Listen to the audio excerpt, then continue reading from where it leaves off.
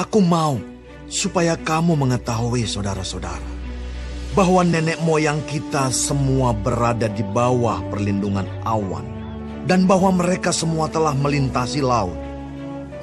Untuk menjadi pengikut Musa, mereka semua telah dibaptis dalam awan dan dalam laut.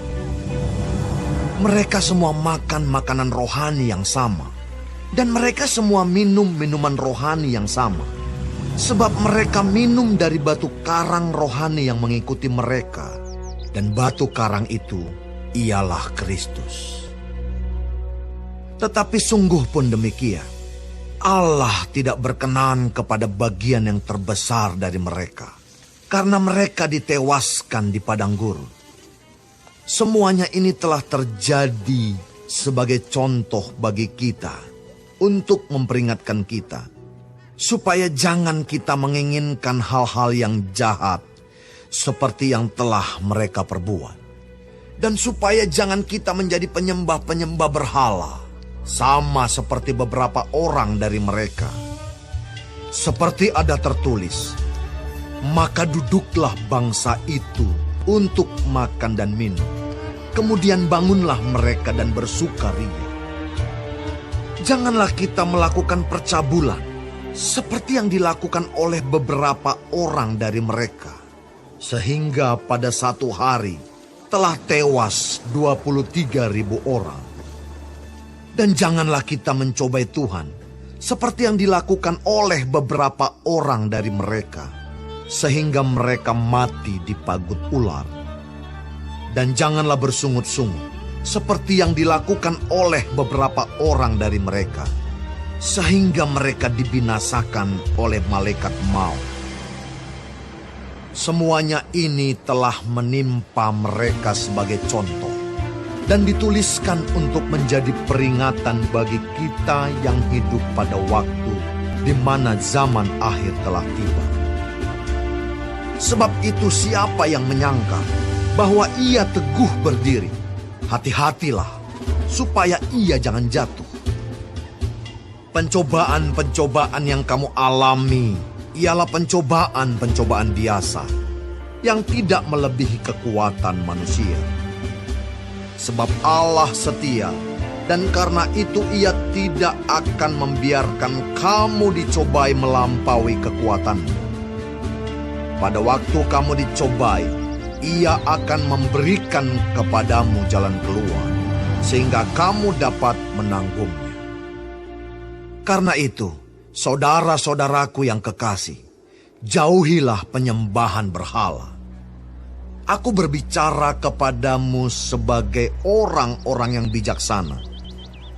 Pertimbangkanlah sendiri apa yang aku katakan. Bukankah cawan pengucapan syukur yang atasnya kita ucapkan syukur adalah persekutuan dengan darah Kristus? Bukankah roti yang kita pecah-pecahkan adalah persekutuan dengan tubuh Kristus? Karena roti adalah satu, maka kita sekalipun banyak adalah satu tubuh. Karena kita semua mendapat bagian dalam roti yang satu itu. Perhatikanlah bangsa Israel menurut daging. Bukankah mereka yang makan apa yang dipersembahkan mendapat bagian dalam pelayanan mezbah? Apakah yang kumaksudkan dengan perkataan itu? Bahwa persembahan berhala adalah sesuatu? Atau bahwa berhala adalah sesuatu? Bukan. Apa yang kumaksudkan ialah bahwa persembahan mereka adalah persembahan kepada roh-roh jahat, bukan kepada Allah. Dan aku tidak mau bahwa kamu bersekutu dengan roh-roh jahat.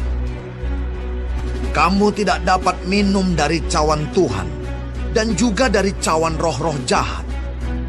Kamu tidak dapat mendapat bagian dalam perjamuan Tuhan dan juga dalam perjamuan roh-roh jahat.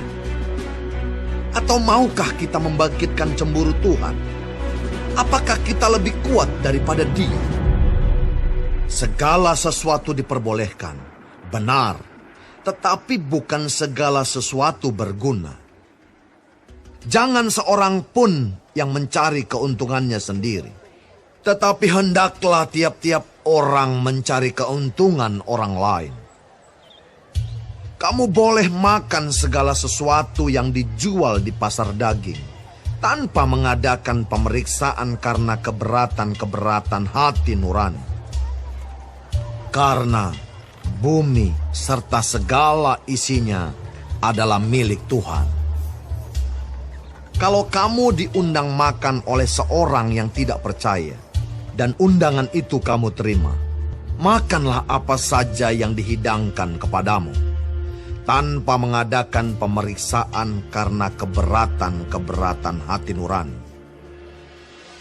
Tetapi kalau seorang berkata kepadamu, itu persembahan berhala, janganlah engkau memakannya, oleh karena dia yang mengatakan hal itu kepadamu, dan karena keberatan-keberatan hati nurani. Yang aku maksudkan dengan keberatan-keberatan, bukanlah keberatan-keberatan hati nuranimu sendiri, tetapi keberatan-keberatan hati nurani orang lain itu. Mungkin ada orang yang berkata, mengapa kebebasanku harus ditentukan oleh keberatan-keberatan hati nurani orang lain? Kalau aku mengucap syukur atas apa yang aku turut memakannya, mengapa orang berkata jahat tentang aku karena makanan yang atasnya aku mengucap syukur? Aku menjawab, jika engkau makan atau jika engkau minum, atau jika engkau melakukan sesuatu yang lain, lakukanlah semuanya itu untuk kemuliaan Allah. Janganlah kamu menimbulkan syak dalam hati orang, baik orang Yahudi atau orang Yunani, maupun jemaat Allah. Sama seperti aku juga, berusaha menyenangkan hati semua orang dalam segala hal, bukan untuk kepentingan diriku, tetapi untuk kepentingan orang banyak, supaya mereka beroleh selamat.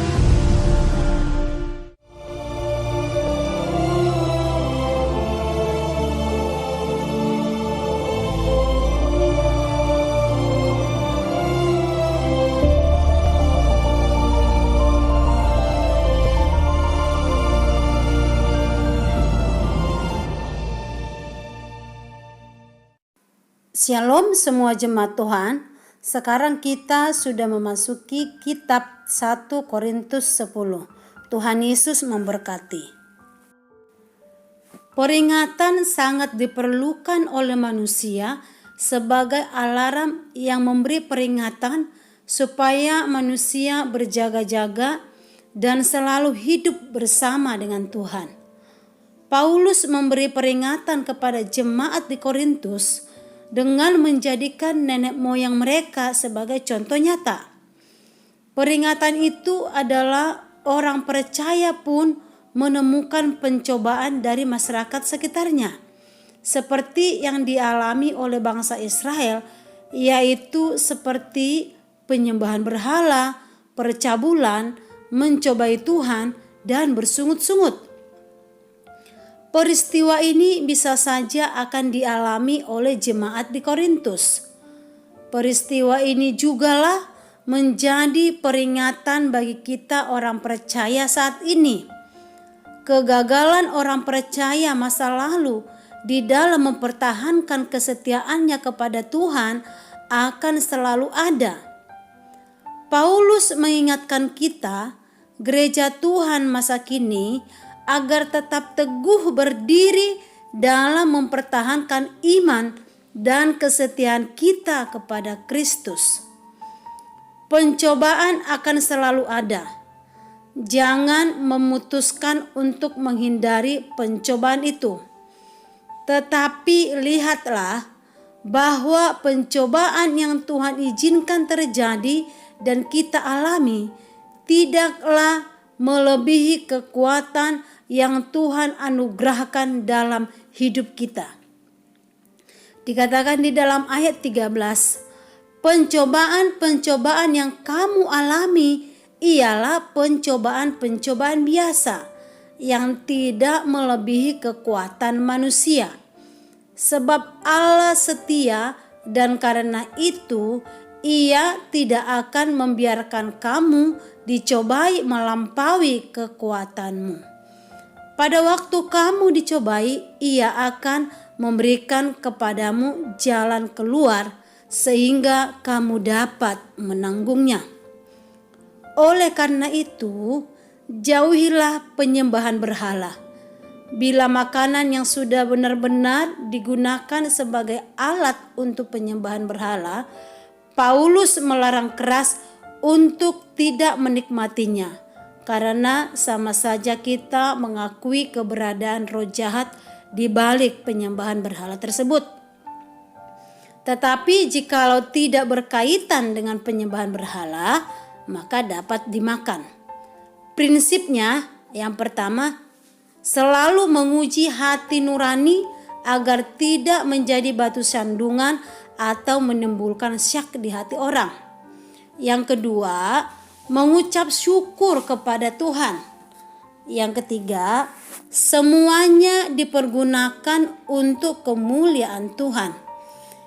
Intinya adalah sama seperti di pasal 8, yaitu semua perbuatan kita haruslah demi kemuliaan Tuhan dan demi kebaikan orang lain. Amin. Tuhan Yesus memberkati kita.